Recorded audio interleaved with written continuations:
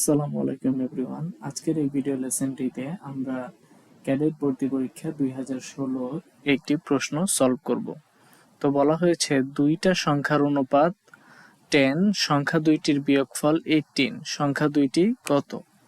আচ্ছা, তাহলে চলো আমরা ধাপে ধাপে ম্যাথটা সলভ করে নিই। ওকে, ফার্স্টে দেখো বলা হয়েছে দুইটা সংখ্যার অনুপাত 10। তাহলে আমরা সংখ্যা দুইটি ধরে নিই।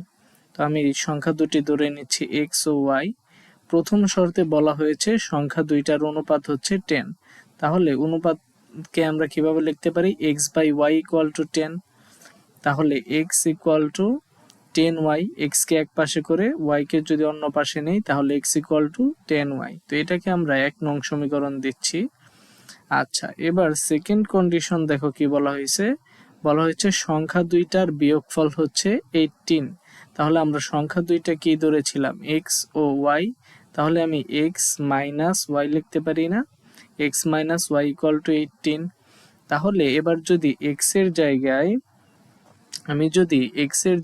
10y বসিয়ে দেই, হ্যাঁ, x এর জায়গায় যদি 10y বসিয়ে দেই, x এর জায়গায় 10y বসিয়ে দিলে 10y - y, তাহলে থাকে 9y = 18 বা y = 2।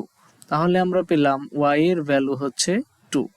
তো একটা সংখ্যা আমরা পেয়ে গেছি, আমাদের দ্বিতীয় সংখ্যাটা বের করতে হবে। তাহলে দেখো এবার y এর মান যদি আমি 1 নং সমীকরণে বসিয়ে দেই তাহলে x এর মান চলে আসে 10 × 2 = 20।